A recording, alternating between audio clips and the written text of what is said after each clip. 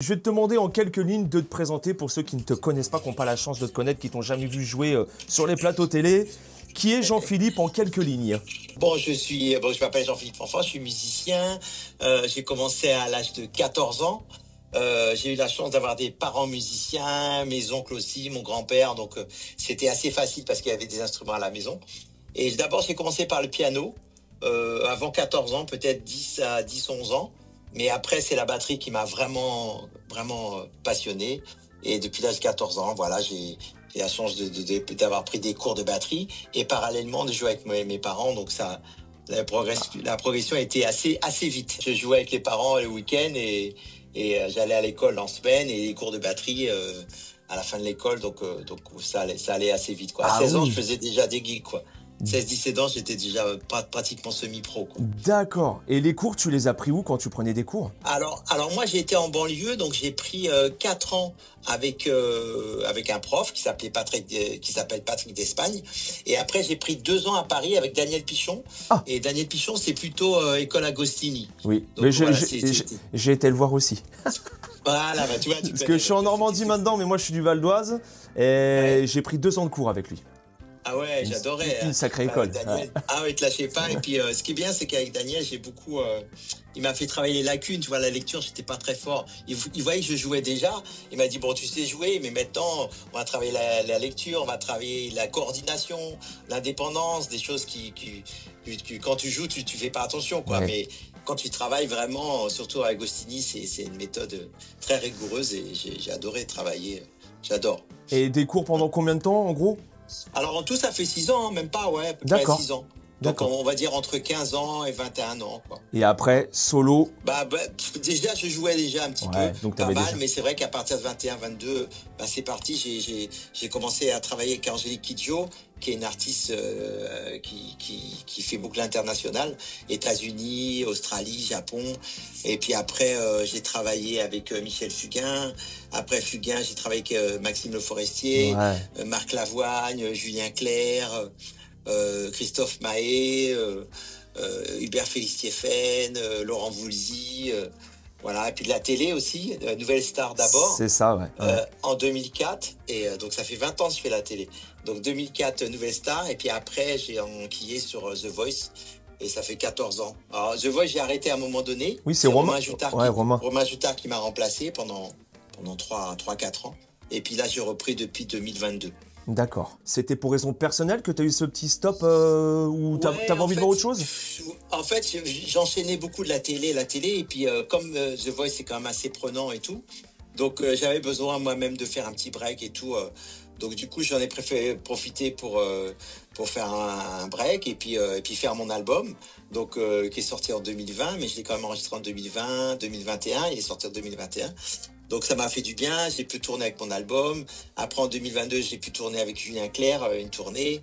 Et puis fin 2022, j'ai repris 2022-2023, j'ai repris The Voice, quoi. D'accord. Voilà, ça m'a fait du bien ce petit break, c'était vraiment très très bien. Des fois, il faut aussi, voilà, ça permet de voir autre chose, ouais. Exactement. Est-ce qu'en plus de la batterie, tu as des hobbies, une autre passion qui prend un peu de temps et qui te passionne vraiment? Alors, maintenant, je prends des cours de piano parce que quand j'étais plus jeune, j'avais pris des cours, mais après, là, j'ai beaucoup joué de la batterie, donc j'ai touché moins le piano. Mais là, depuis un petit moment, là, je repianote, là, et puis donc je prends des cours de piano.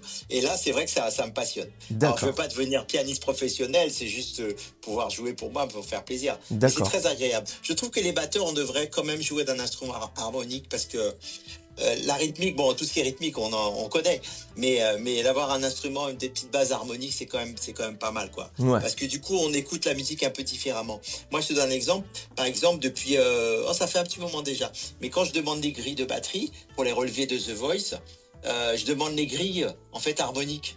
Donc c'est plus simple comme ça. On va dire on va reprendre nos ponts au fa, on prend au sol quand ça module et je sais où c'est, quoi, parce que je sais à peu près où sont les grilles et tout. Parce que sinon c'est juste des barres de reprise avec les breaks et c'est vrai que de nos jours une partition noire de notes où l'arrangeur a écrit la batterie de A à Z, c'est très très rare. Donc on met une petite notification rythmique, après on met des barres de reprise et puis on marque fil pour un break de batterie, mais rien n'est écrit Voilà, Ouais, on va dire que c'est vraiment. du coup, je vais pas dire que ça va t'aider aujourd'hui parce que ça a plus besoin de t'aider, mais on va dire que ça va être un très bon complément pour poursuivre dans l'aventure au Oui. niveau musical, quoi. Le fait de faire du Ah oui, piano. oui, c'est clair. D'accord. Exact. Ah oui, alors le piano, c'est clair. Et puis c'est vraiment une passion. J'adore ça, quoi. Je trouve que le Ouais, piano, je génial. travaille pas assez parce que j'ai pas mal de temps pris par Bah cet oui, instrument derrière moi. tu Mais m'étonnes. sinon, oui, oui, j'adore. Je trouve que, tu vois, il y a même un petit clavier là qui est là, Eh ouais. près de mon ordi. Avec- Non, j'adore ça. ouais. Je trouve que voilà. Alors il y a ça, mais il y a aussi le jardinage. Donc D'accord. j'ai la chance d'avoir une maison. Et une maison, ben, j'aime bien mettre ma main dans la terre. Là, cet après-midi, comme c'est bientôt l'hiver, donc il fallait bien arracher les feuilles, les Ouais. machins, souffler les feuilles. Ouais, je connais ça. Voilà, faire du jardinage. Voilà, quand tu es en maison, Ouais, t'as pas le choix. Ouais. c'est souvent dehors. Hein. C'est Souvent ça. dehors. Mais c'est très agréable. Ça permet de changer les idées parce que faire que de la musique. Oui, à Quand mon... j'étais plus jeune, je faisais que de la musique. Mais après, on arrive à un âge où on a envie justement de se détendre pour mieux revenir, quoi. Avant de te poser cette question, je vais rebondir vite fait sur The Voice. Les répétitions ça se passe comment? C'est quotidien? C'est tous les jours avant d'arriver Alors, au show? oui, alors, en fait, ce qui se passe, c'est qu'il y a plusieurs périodes. Les répétitions commencent en septembre. Là, cette année, exceptionnellement, c'était début octobre. On va dire mi-septembre ou début octobre maxi. Et on va répéter pendant 3 semaines, on va répéter que la musique. Après, non, 2 semaines que de la musique. Après, à partir de la 3e semaine, quand les candidats ils arrivent, on va répéter avec eux musique seulement. Ouais. C'est-à-dire les morceaux. Donc on a vu la musique sans les chanteurs. Après, 15 jours après, on voit avec les chanteurs, on vérifie les tonalités, tout ça. D'accord. Et après, l'autre phase, c'est une autre répétition sur le plateau. Donc comment ils vont arriver, ils se mettent en condition, comment ça va se passer le tournage. Et enfin, le dernier jour, c'est le jour du tournage. Donc c'est vrai que pour une prestation d'un candidat, bah, il y a au moins 4 passages, quoi. Ah oui. Il y a au moins, ouais. Ah, Donc c'est ça prend énorme. beaucoup de temps. Ah ouais, c'est Ça énorme. prend beaucoup de temps. Et il y a beaucoup de choses qui sont pas diffusées. Bien Donc, sûr. parce que c'est monté. Nous, on enregistre là, on a tourné des émissions. On a commencé fin octobre, novembre. Donc là, on a fini il y a 2 jours. Et là, on est déjà au stade des battles qu'on a pré-enregistré. D'accord. Donc là, ça veut dire qu'on a à peu près une dizaine d'émissions dans la boîte, quoi. Donc D'accord. ça, en fait, après TF1, c'est ITV, la boîte de production, fait un montage. Et après, à partir de janvier-février, ils commencent à diffuser ce qu'on a tourné quelque part en octobre, fin octobre. Ouais, d'accord. Donc Ok. tout est en décalé. Et après, il y a les directs. On rattrape les directs au mois de avril, mai, ça dépend les programmations. Et ça, les directs, c'est les 2 derniers, c'est-à-dire demi-finale et finale. Et pour une demi-finale, quand on répète, l'émission est le samedi, nous on commence à répéter le mardi. Sauf s'il y a vraiment beaucoup de morceaux, on peut faire lundi, mardi, mercredi, jeudi, vendredi et samedi. Ah ouais, c'est vachement intense. Sinon, Donc sinon, ça peut être mardi, mercredi, jeudi, vendredi. ouais, donc pendant cette période, ça te laisse peu de place pour te consacrer à autre chose. C'est clair que là, ça c'est à peu près 5 mois dans l'année. D'accord. Donc c'est vrai que une fois que tu t'engages, tu peux pas Ouais. faire autre chose, quoi. Ah ouais, c'est sûr. Parce que si tu commences à répéter, des fois les morceaux tu les joues beaucoup plus tard. Tu vois, par exemple, quand on a répété pendant 15 jours à peu près 140 morceaux, et ben après, quand tu arrives 15 jours après, tu rejoues les morceaux, mais tu as oublié parce que tu en as oui. fait plein des morceaux. Ouais, bien Donc sûr, ouais. il faut lire un petit peu, c'est des trucs où des fois on voit le titre et je vois pas ce que c'est parce que ça a tellement été remanié façon télé, ça dure 2 minutes, mais c'est d'autres versions que même le titre, tu penses que c'est un titre que tu connais, mais ça a tellement été revisité quelque part que c'est un nouveau titre, quoi. Oh, le casse-tête. Un vrai travail d'artiste. Artiste et puis voile de lecture, tu vois. Ouais, Voilà, tu encore une fois, merci Daniel Pichon parce que je pense que si je savais pas un petit peu la musique, ça serait j'aurais compliqué. jamais pu faire ce gig-là. Ouais. Parce que de tête, tu peux pas. Tu répètes entre 8 et 10 morceaux par jour. Bon, dès t'en peux plus. Ah ouais, Tu bien les sûr. mélanges à la fin de la semaine, t'en as fait 70. C'est sûr. Tu peux pas les retenir par cœur. Est-ce que, Jean-Philippe, tu as des moments marquants dans ton parcours musical, vraiment un moment qui t'a marqué plus qu'un autre? Plusieurs. J'ai eu la chance de faire des artistes internationaux. Sting. Donc j'ai eu la chance de jouer avec Sting, avec le Taratata. J'ai fait 2 Taratata avec lui. J'ai fait le festival de Cannes sur les marches. Grand moment, je suppose, Sting. Ouais, c'était vraiment. On sent que c'est un grand monsieur et d'une comment dire ça. Il est vraiment humble. assez posé et humble, quoi. Comme tous les grands artistes. Donc voilà, j'ai eu la chance. Supertramp aussi, j'ai eu la chance de jouer avec Supertramp. Ah, Ouais, génial. ça c'était un concert. Oh, ça a moins 15 ans, ça, c'est assez. Et c'était en Suisse, en fait, je jouais avec plusieurs artistes. Il y avait Angoune, il y avait plusieurs artistes et dans un festival. Et il y avait Supertramp qui était là en superstar, quelque part. Ouais. Et le batteur, je sais pas pourquoi, il n'a pas voyagé. Et comme moi, j'étais le batteur du groupe avant, ils m'ont demandé est-ce que je pouvais faire. Et il y avait 5 concerts, on a joué en Suisse. Wow. Et c'était à guichet fermé. Et c'était marrant parce que le bassiste qui joue avec eux depuis longtemps, il m'a dit écoute, le batteur, il faut que tu fasses texto comme lui. parce que c'est des gens. Ouais, parce que ils ont trop l'habitude, c'est un groupe, quoi. Donc, il faut vraiment qu'ils essaient de te rapprocher au maximum. Mais c'était une magnifique expérience. Mais il y a eu plein d'expériences. Il y a plein d'artistes que j'aime beaucoup. Mario Canonge, qui est un pianiste qui est incroyable. Voilà, j'adore jouer avec lui. Et il y a plein de gens avec qui, voilà, il y a des expériences à chaque fois. C'est super, quoi. Ah, excellent. Super. Chaque artiste a sa touche de particularité. Ouais. À chaque fois que tu as eu une scène ou que tu as joué avec un artiste, t'en es vraiment sorti marqué et parfois bouleversé, quoi. Oui, généralement. En fait, j'ai la chance que, quelque part, j'ai toujours un peu choisi, quoi. Il n'y a pas un artiste où j'ai dit, bon, je vais faire ça parce que, non, bah, je fais ça pour l'argent. Génial. Voilà. Ouais. Non, j'ai eu la chance, vraiment, là, touchons du bois, que à chaque fois, j'ai des artistes hyper intéressants qui avaient envie de travailler avec moi aussi, quoi. Ouais. Donc, on sentait qu'il y avait un travail de communion, quoi. Ouais. C'était pas juste, bon, bah, tu fais ça.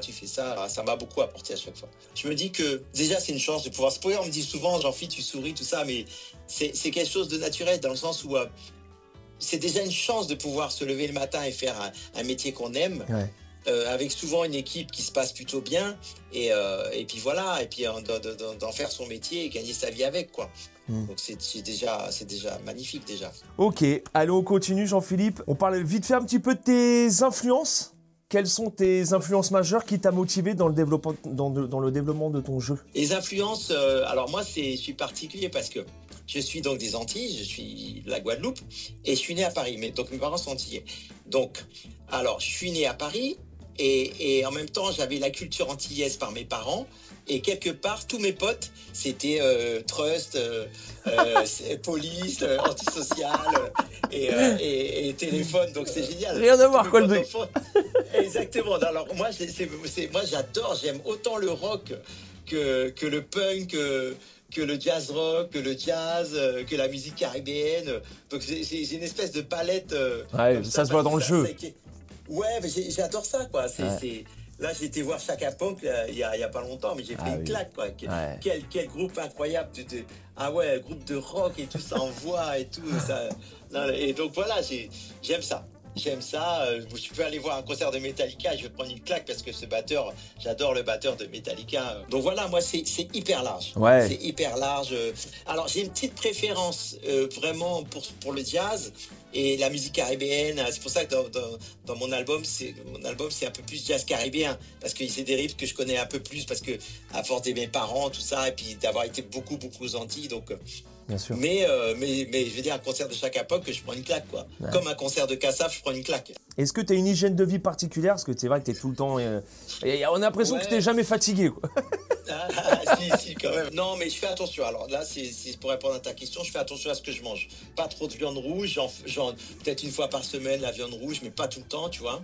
Donc poisson, beaucoup de légumes. Je vais marcher un peu le matin. Pendant longtemps, j'allais courir le matin, tous les matins. Je me réveillais le matin et j'allais courir. Et après, je promenais mon petit-déj. Là, je suis plutôt allé marcher. Mais j'ai quand même mon vélo. Moi, j'habitais à la campagne, donc je peux faire du vélo. Je marche beaucoup. Et puis voilà, oui, j'aime bien. J'ai toujours été sportif depuis l'âge de 25 ans. J'ai toujours, quand j'étais plus jeune, je faisais carrément des marathons. Tu vois, j'étais très, très sportif. D'accord. Donc là j'ai baissé un peu le rythme, tu vois, avec l'âge, j'ai 58 ans, donc j'ai baissé un peu le rythme, mais j'ai quand même cette hygiène de un peu de sportif, quoi. Donc je bois beaucoup d'eau. Voilà, l'eau, pour moi, c'est naturel. Boire 1 litre par jour sans problème, quoi. En plus, avec la pratique de l'instrument, en règle générale, ça va de soi, ça va avec. On déglingue. Exactement, à un moment donné, je sais plus quand, il y a peut-être une dizaine d'années, je buvais un peu moins d'eau et je commençais à avoir mal au poignet, tout ça. Et j'étais voir mon médecin pour qu'il me donne des crèmes. Il m'a dit, je ne vais pas vous donner des crèmes. Vous allez prendre les petites bouteilles d'eau, là, comme ça, et vous en prenez une le matin et 2 l'après-midi pendant vos répètes. Donc ça fait 1,5 litre en fait, parce que c'est du 50. Donc maintenant, je fais 1 litre. C'est-à-dire que une le matin et une l'après-midi. Et il m'a dit ça va résoudre tous les problèmes. Et il a raison. Ouais, c'est un truc Depuis de que dingue. j'ai ça, j'ai plus de problème. Ouais. Donc faut boire. Hein. Je dis à tous les batteurs, n'hésitez pas, de l'eau. C'est vraiment que l'eau. Hein. Faut boire de l'eau. On est d'accord. Il n'y a que ça, quoi. On est d'accord. Surtout si on transpire beaucoup, alors là, c'est plus qu'1 litre. Quoi. Ok, donc hygiène de vie, c'est voilà, hyper important. On le répétera jamais assez, on est d'accord. Ouais. Comment aujourd'hui tu arrives encore à rester créatif dans ton jeu et continuer d'arriver à innover malgré ton haut niveau? Pour répondre à ta question, j'écoute beaucoup de batteurs, j'écoute beaucoup les jeunes. Des fois, je vais sur Internet, je regarde, je dis waouh, ça c'est bien ce qu'il fait là. Ouais. Donc j'essaie de travailler un peu. Des fois, je comprends rien parce que ça va tellement vite. Tu parles d'Eric Moore là, non? Le style de batteur, Eric Moore, tout ça va à une vitesse. Donc non, mais c'est génial. C'est vraiment de la performance, quoi. Mais le jeu créatif vient beaucoup. Ça vient beaucoup de la tête en fait, c'est vraiment du mental quoi. Si dans ta tête t'as toujours soif de découvrir des choses, de découvrir des styles différents, de t'intéresser à plein de gens, plein de styles, tu vas rester créatif quoi. Ça c'est pas quelque chose qui se perd. Je pense que si dans la tête à un moment donné on se sent un peu blasé, on dit bon j'ai fait le tour, ouais bon, lever le matin, ou on va pas bien dans sa vie, bah c'est sûr que le jeu, la créativité peut-être qu'elle est un peu moins forte quoi. D'accord. Donc restez curieux. Je pense que rester curieux en général de la vie, s'émerveiller pour quelqu'un qui dit waouh non c'est incroyable ce petit jeune là, tout ce qu'il fait et tout, et puis du coup d'avoir envie. Personnellement moi tout les générations à venir, j'apprends beaucoup d'eux en fait. À chaque fois je me dis c'est intéressant comment ils pensent et tout, c'est marrant. Ils ont une façon de penser complètement différente. C'est bien de s'intéresser. S'intéresser, écouter et éventuellement faire des concerts si on peut. Ça aussi, c'est... Bien sûr, ouais, bien sûr. Parce que dans sa chambre, il y a beaucoup on voit des batteurs, ils sont très à l'aise derrière leur instrument dans leur chambre, quoi. Donc, ou dans leur local. Et donc, ils font les vidéos, c'est parfait et tout.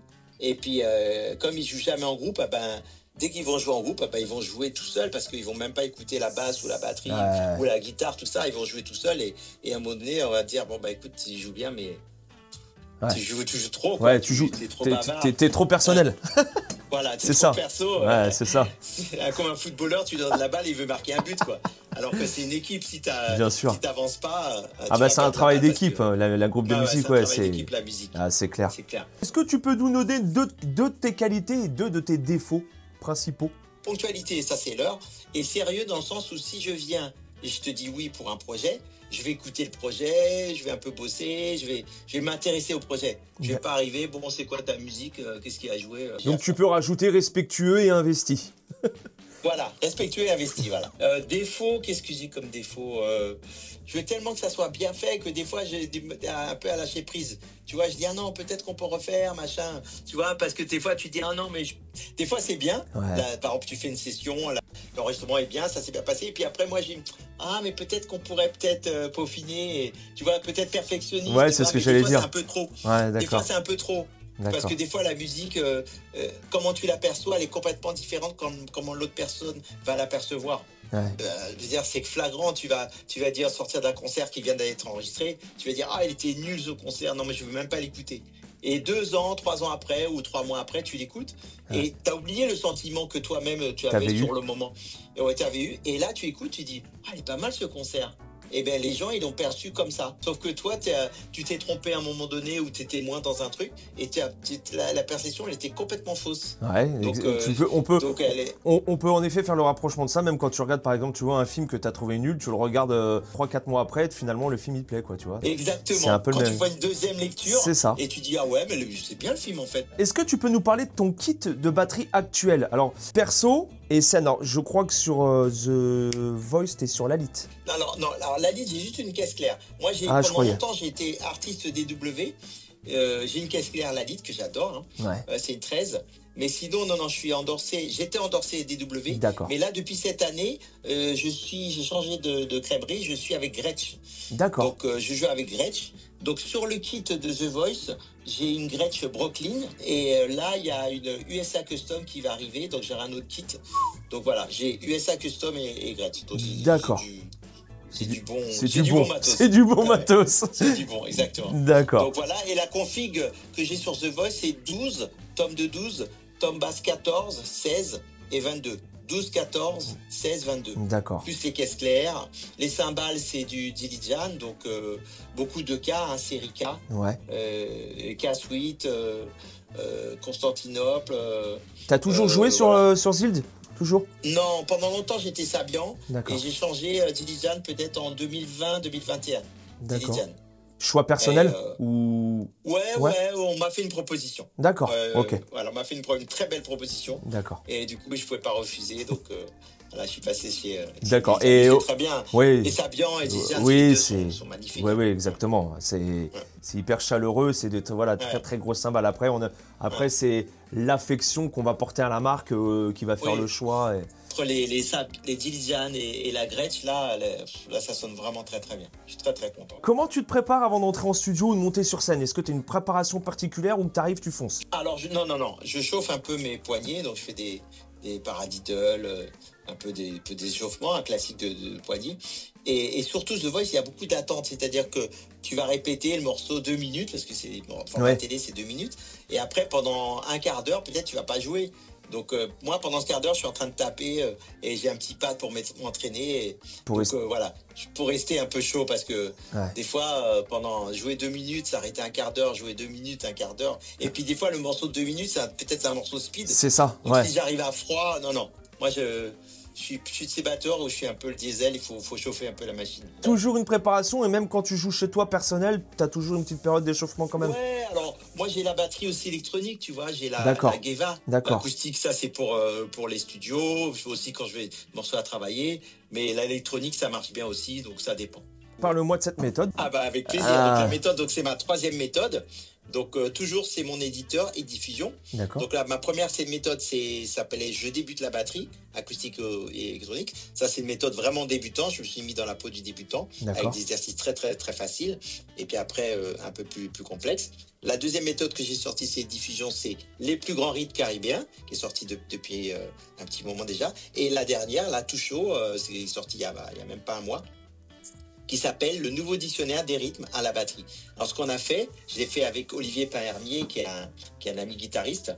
Et avec Olivier, on a vraiment travaillé pour faire 700 rythmes. Donc 700 rythmes de styles complètement différents. On les a classés par style, on les a classés par rythme et aussi par batteur. Donc, excellent. Donc, on a bien bossé pendant 3 ans, ça nous a pris 3 ans.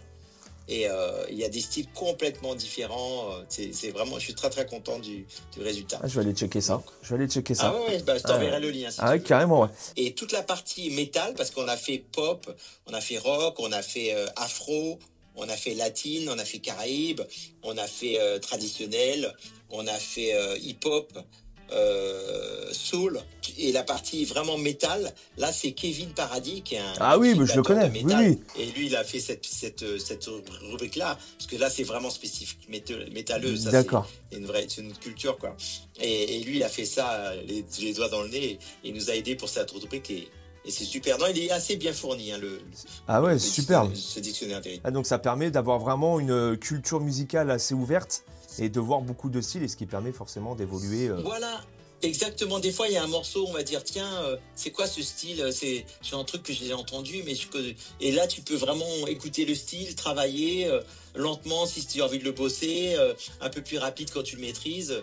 Et puis, il y a des rythmes vraiment que plein de gens... Moi-même, j'ai beaucoup appris. Hein. Le fait d'avoir fait ça, comme on a vraiment bossé pendant 3 ans, j'ai appris beaucoup. Alors, le fait de les enregistrer, des fois, je passais une demi-heure, 3/4 d'heure sur 2 mesures, quoi. Wow. Parce que ouais, tu veux rentrer dans le truc, tu dis, mais ça groove pas comme les gars, quoi. Donc tu te mets à...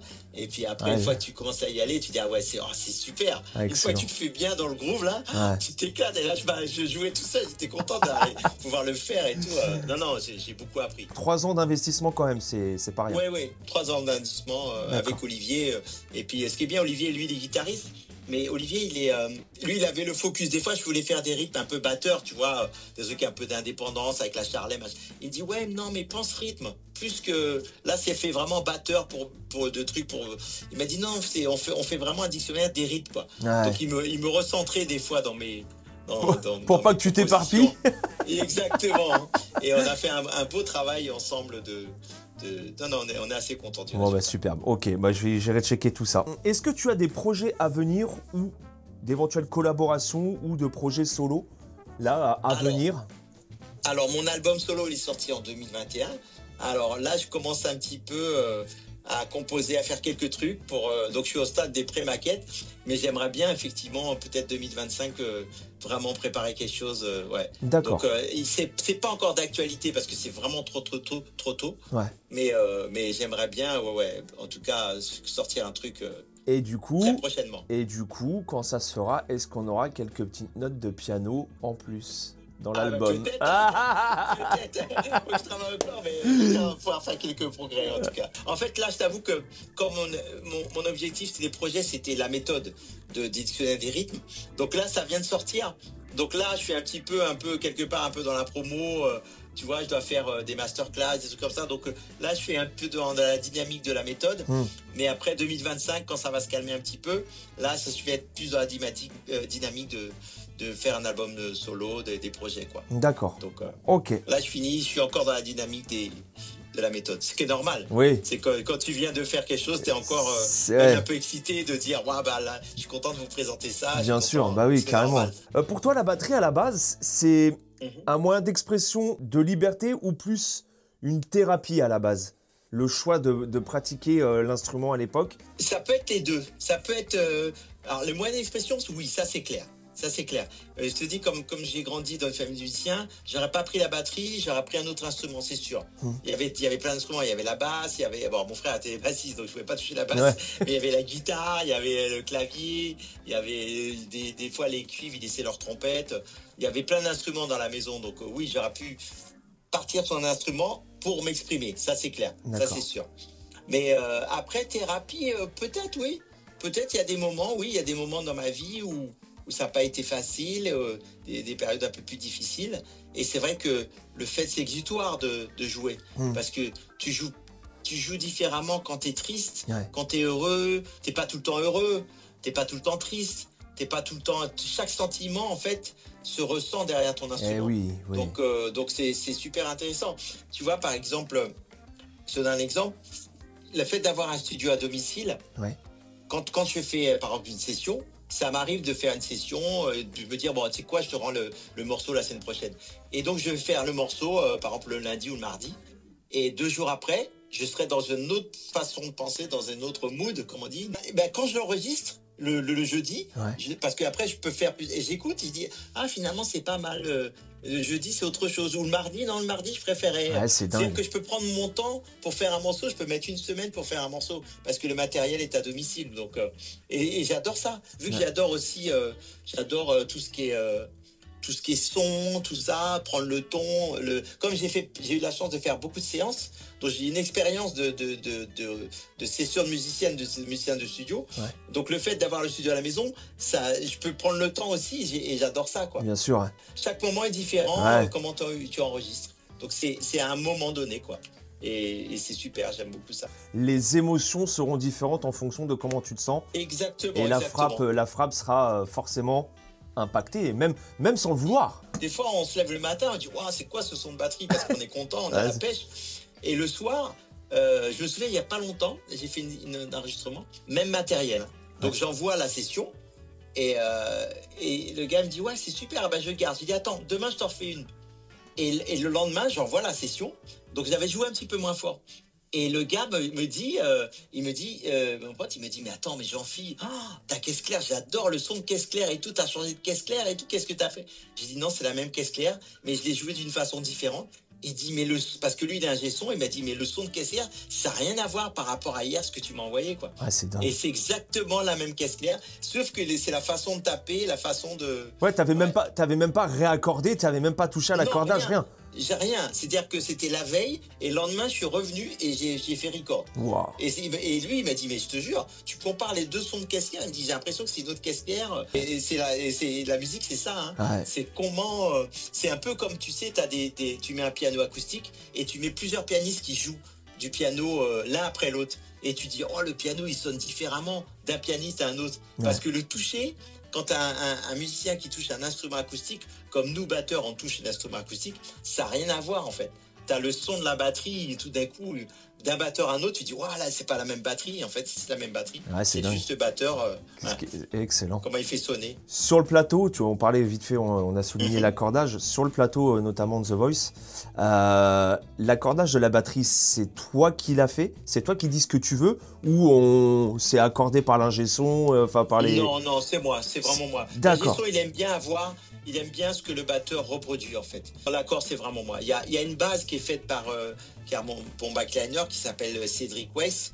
Donc, on l'appelle CC. Et lui, il fait la base. Mais après, moi, je l'accorde comme je veux. Hein. C'est toi qui gères ensuite. C'est plus ça. Ouais, parce que pour l'ingé son, il sait que si tu règles ta batterie, tu vas jouer beaucoup mieux parce que tu seras à l'aise dans l'accord que tu voudras. Tu vois ce que je veux dire? C'est un instrument où tu vas être expressif parce que c'est toi qui vas donner le sens. Bien sûr. Si on t'impose un accord d'une batterie, tu vas jouer pour faire plaisir. Mais toi, au fond, tu seras pas à 100% de ce que tu veux exprimer. Parce que tu n'auras pas ton son, quoi.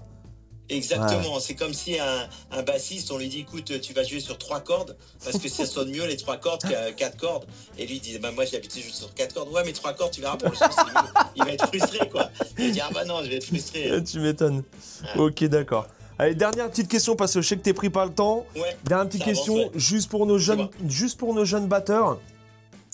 Quel est le conseil que tu pourrais leur donner pour évoluer le plus sereinement possible dans la pratique de l'instrument? Pratique, tu fais bien de répondre de poser cette question. Pratique de l'instrument. Tu as dit la réponse dans ta question. C'est-à-dire qu'il faut vraiment jouer beaucoup, il faut beaucoup travailler son instrument. Moi, j'ai beaucoup travaillé mon instrument et je continue toujours. Hein. Dès que j'ai un temps mort, là c'est un peu speed là jusqu'à décembre, mais je sais que janvier c'est calme. Donc là, janvier, je vais me remettre derrière la batterie, je vais retravailler des trucs d'indépendance, coordination. Donc voilà, il faut vraiment travailler, il n'y a pas de secret, il faut vraiment travailler pour évoluer. Après, jouer en groupe, je dirais aux jeunes, n'hésitez pas à jouer avec des potes de votre âge, les garage bands comme on dit, hein, donc les groupes dans le garage, et jouer en groupe. Et puis troisième chose, n'hésitez pas, même si vous avez un style que vous aimez, le rock, le métal, le jazz, machin, n'hésitez pas à d'écouter d'autres musiques, Tu vois là, j'ai un petit jeune à mon village qui fait de la batterie. Et il a 15 ans maintenant. Il a commencé il y a 2 ans, il y a 13 ans. Et au début, il était que métal. Il voulait entendre que... Donc, à Noël, il a lu la double pédale, tout ça. Et là, il commence à écouter d'autres batteurs et me dit ah ouais, t'avais raison. Parce que j'avais dit ça déjà à 13 ans. Et il m'a dit ouais. Et c'est maintenant 2 ans après qu'il me dit t'as raison, maintenant je écoute d'autres styles. Et en fait, ça me fait progresser et tout. Parce que c'est comme si tu écoutes un style, c'est génial. Mais quelque part, tu vas te cantonner à un style. Ou alors il faut le faire ce style-là, mais il faut que tu sois le meilleur du meilleur dans ce style-là, quoi. Ouais, si c'est tu ça. veux faire que du métal, il faut que tu sois irréprochable. Excellent. Irréprochable, quoi. Donc là, on a la chance en France d'écouter beaucoup de musique, d'avoir une palette musicale très très large. Il faut qu'on en bénéficie. Et j'ai eu la chance de travailler aux États-Unis, j'ai eu la chance de travailler un petit peu partout. Et à chaque fois, ce qu'on nous dit, enfin moi, ce qui ressort, c'est que mais tu joues d'une façon différente d'un batteur américain ou d'un batteur. J'aime bien, toi, si tu joues différemment, j'aime bien. Et c'est ça qu'on retient. Et notre différence en France, je peux vraiment t'affirmer, c'est qu'on a une culture beaucoup plus large. Tu écoutes la radio, il y a de tout. Il y a de tout. Il y a du métal, il y a du jazz, il y a la musique africaine, la musique arabe, il y a la musique du monde entier. Toute culture. Et c'est très diffusé. Et donc du coup, on a la chance de. Et c'est ça qui fait cette spécificité, la French touch, comme on dit, la French touch. Non, mais c'est vrai, il faut qu'on soit un peu différent. Si on est un peu différent, ça va marcher. Si on veut être vraiment le même batteur que je sais pas, comment s'appelle ce batteur Chad Smith. Ouais, j'adore, je suis fan. Hein. Mais on pourra jamais, il y a que lui qui joue comme ça. Il y a que lui, donc on pourra pas, on pourra s'en inspirer. Mais il faut vraiment avoir un style, on peut s'en inspirer, mais après avoir un style propre à soi. Ouais. Et puis voilà, il faut écouter beaucoup de styles différents. Et puis voilà, hein, je pense que les jeunes, si quelqu'un travaille beaucoup, il va progresser C'est ça, il n'y a pas de énormément. secret comme tu l'as dit. Il n'y a Ouais. pas de secret, il n'y a pas de secret. Ça marche. Voilà. Eh ben écoute Jean-Philippe, merci Avec plaisir, d'avoir pris ce en tout cas. temps-là. Bonne continuation à toi. Et merci à toi. très bientôt. Salut Jean-Philippe. À tout vite, Ciao. porte-toi bien. Merci. Bye, bye.